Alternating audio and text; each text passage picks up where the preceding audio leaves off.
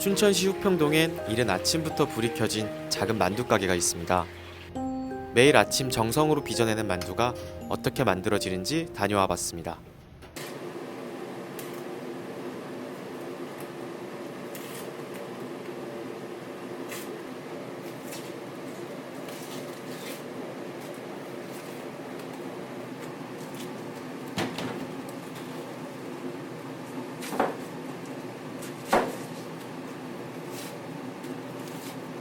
벌써 좀 매운 것 같은데요?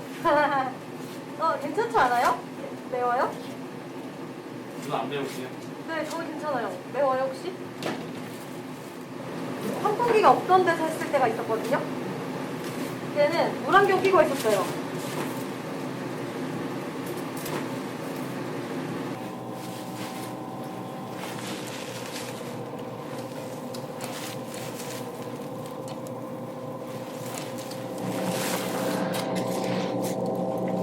양이 되게 많아 보이는데 손질하는 이런 건 얼마나 걸려요? 그때그때 다르긴 한데 그 부추 상태에 따라 다르긴 하거든요. 근데 보통 손질하고 보통 3번 정도 세척하는데 다 해서 한 40분 정도 걸리는 것 같아요. 요거는 지금 부추 7단 기준으로.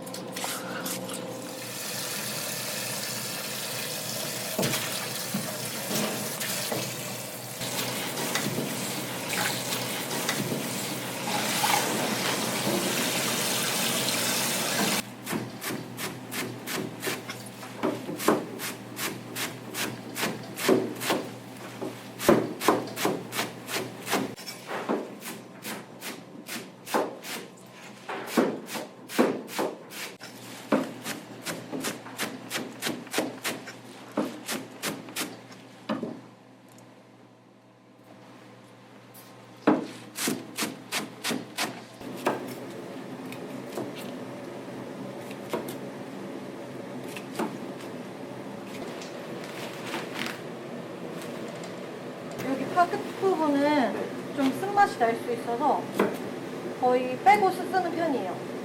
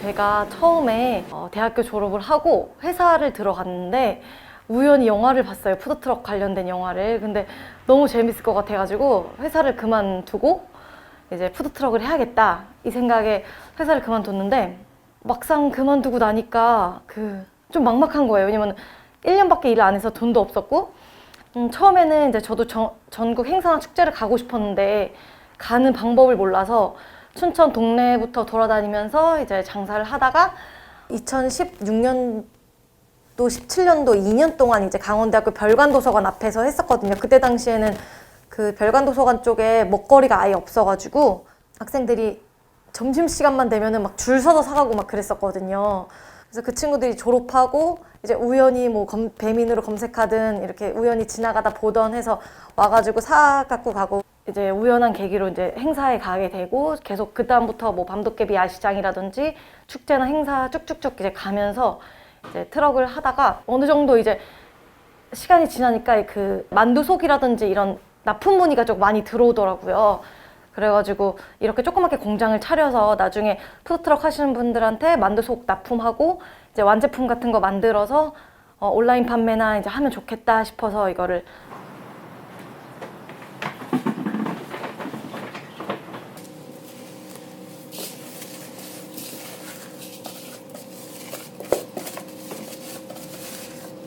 언니 이거 먼저 비비고 할게요.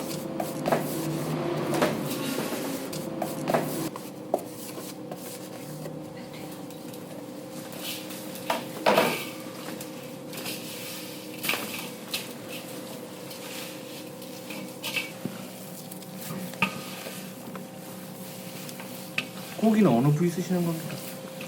요거는 뒷다리요. 그거랑 지방이랑 같이 들어가요.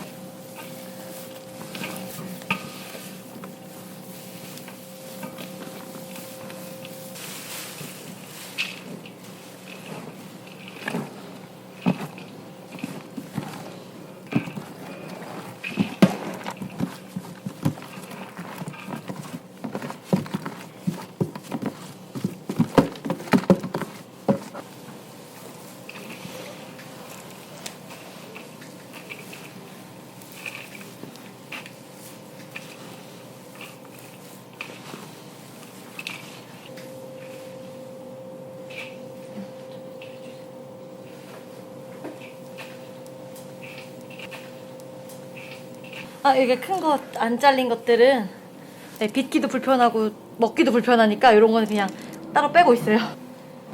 네, 하면서.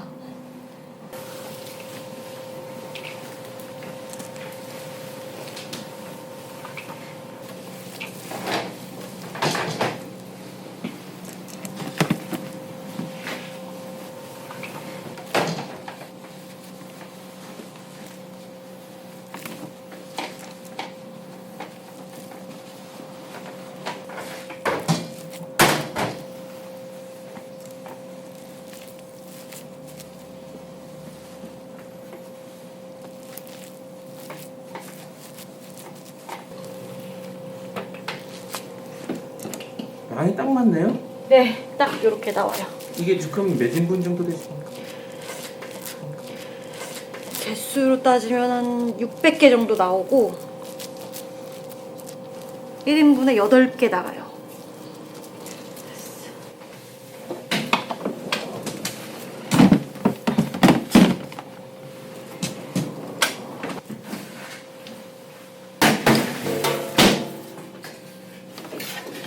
언니 여기다 만두 속좀 퍼주세요.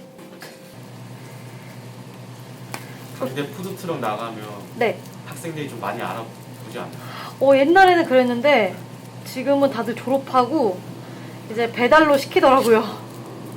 배달이 되니까 지금은.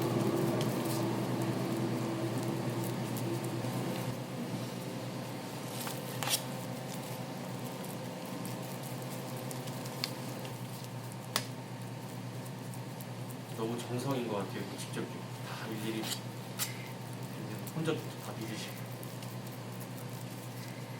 명절에 이런 걱정은 따로 없으시겠네요. 명절에 만두 안 먹어요.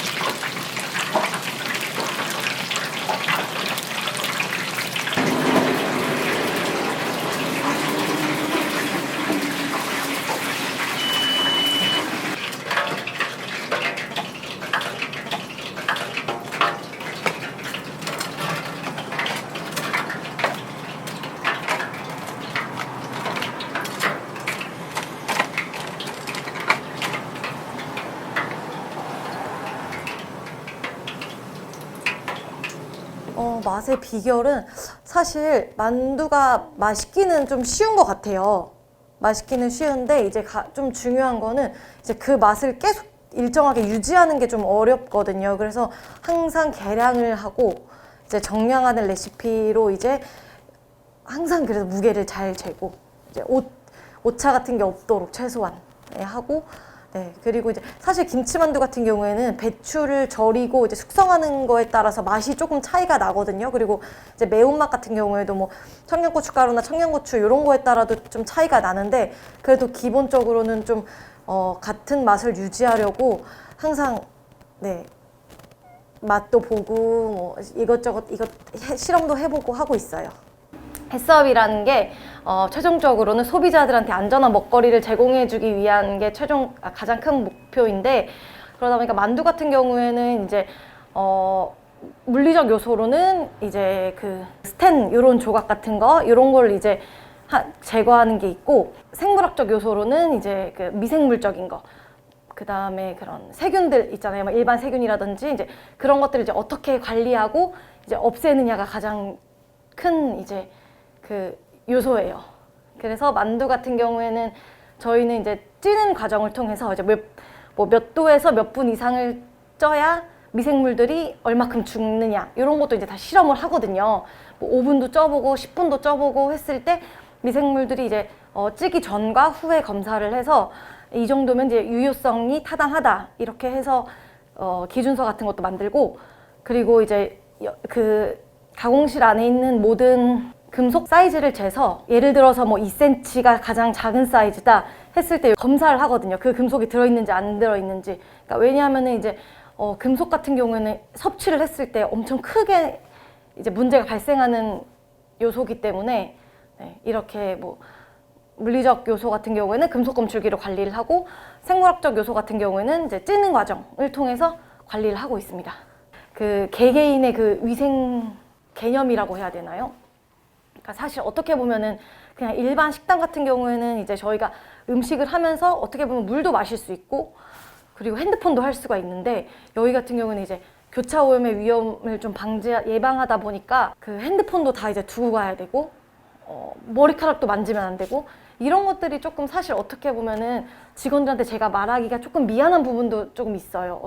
왜냐면은 물도 마시고 싶을 수도 있고 핸드폰도 하고 싶을 수도 있는데 이제 그런 게 조금 안 되다 보니까 어떨 때는 그런 것 때문에 그만두시는 분들도 있고 왜냐면은 속눈썹 같은 것도 굉장히 제가 확인을 좀 하거든요. 네일 같은 거나 이제 그런 게 들어가 버리면 안 되니까 그리고 그 작업하실 때는 액세서리도 다 착용이 안 되기 때문에 그런 거 이렇게 말하는 저도 좀 마음이 좀 그렇고 그분들도 좀 어떻게 보면은 와, 뭐 이런 거 가지고 그래 이렇게 생각하실 수도 있어가지고 조금 그런 게 어려운 부분이에요.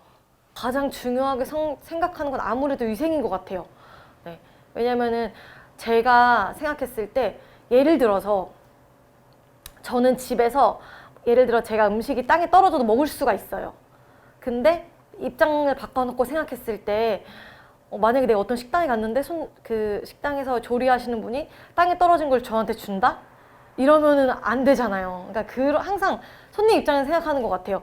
이렇게 했을 때 나는 괜찮을까? 약간 이런 생각을 좀 많이 하는 것 같아요. 예를 들어서 음식 만진 장갑으로 뭐 돈을 받고 카드를 받는다? 괜찮을까? 내가 나라면은 괜찮을까? 이런 생각하면서 많이 하는 것 같아요.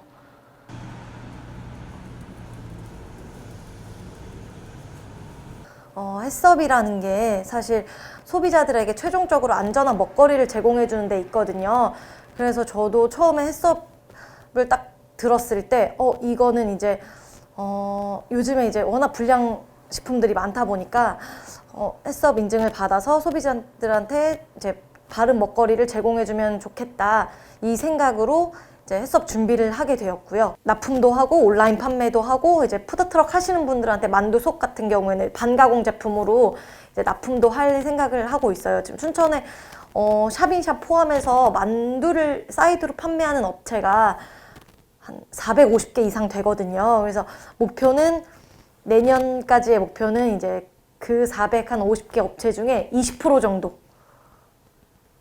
만두를 납품하는 생각을 하고 그런 목표를 가지고 하고 있습니다. 더 많은 돈의 뉴스와 정보를 얻기 원하신다면 좋아요와 구독을 눌러주시길 바랍니다. 감사합니다.